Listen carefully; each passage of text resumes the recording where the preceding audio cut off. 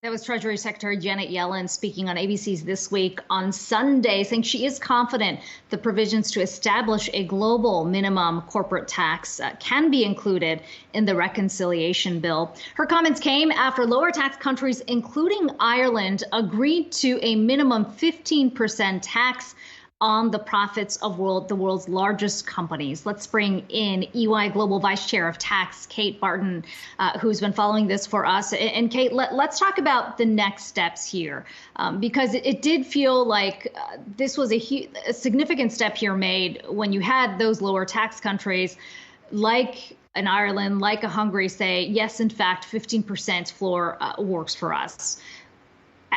How much do you think buy-in that you think that we're going to get here in the U.S. from lawmakers? Well, I think we're going to go through a process. I mean, it was a big day on Friday to get the latest inclusive framework from the OECD, and to have Ireland the day before actually sign up. It's pretty monumental to have 136 countries out of the 140 say yes, that they're aligned, that they want a minimum tax of 15%. The U.S., getting there is going to be the legislative process that we're all watching like crazy right now. I mean, every country, all 136 that have signed up, will have to go through their local efforts to adopt this in their local laws. So I don't underestimate the complexity. We certainly are seeing how hard it is to make laws in the U.S. With the Congress and such a narrow margin. What does this mean for the companies who are going to be subject to this 15% minimum tax? As you pointed out, there's still a lot of hurdles that need to be met in order for this to become official. But we've heard a lot about especially big tech companies who could take a big hit. Yeah, so it's really individual to every corporation, depending on their structure. They need to model this out, and we need more details to understand. Because remember, this is Pillar 2, which is one aspect of the OECD framework. The other aspect is Pillar 1, which really we didn't get a lot of details on, and that's still to come. But that is to allocate profits to distribution arms or subsidiaries of the multinational companies.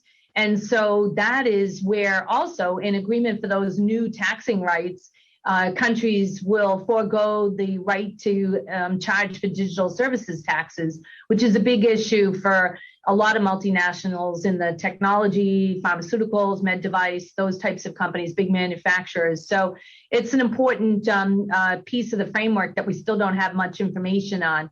So both aspects are important, but the 15%, I mean, really, this is saying moving away from competing completely on just the headline tax rate. It's still, there's going to be differences by country, but a more narrower range, 15 to, let's say, the high could be 30, 31%. And so just, trying to narrow the range on competing on headline tax rates. What is enforcement likely to look like on this? And who shoulders the burden for that?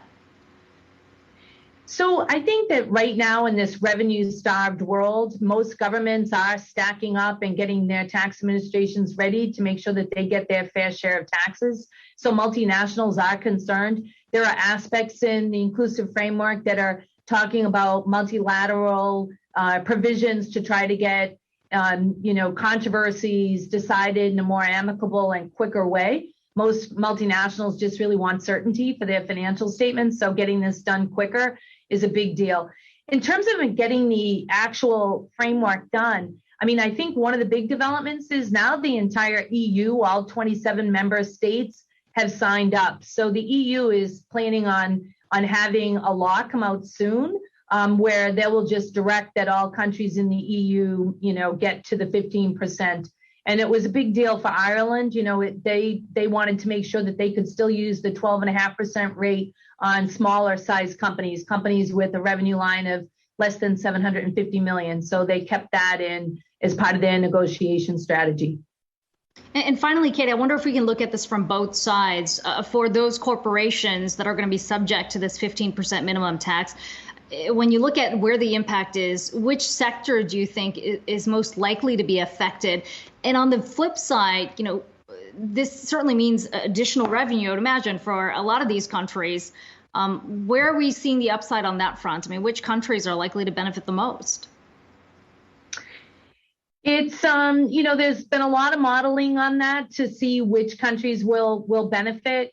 Clearly tax revenues will go up, for example, in Ireland because they'll be charging a higher rate of tax from the 12.5%. They wanted to make sure that they did that thoughtfully because in some cases, some countries have said we'll have a lower corporate rate so that we can tax the wage earner more. And so that incents companies to come and provide more jobs for their wage earners, their population in the country. So everybody's had different philosophies on this, but clearly, countries like the U.S. that have a worldwide taxation system, they give foreign tax credits for what you pay overseas. But the complexity is how's that credit mechanism going to work? That's all under the reforms right now under the Biden administration. So a lot of moving parts here, so it's tough to predict exactly who's going to be winners and losers at this juncture. We need some of this to settle so we can get those answers out there. Kate Barton, EY Global Vice Chair of Tax. It's good to get your insight. Appreciate the time.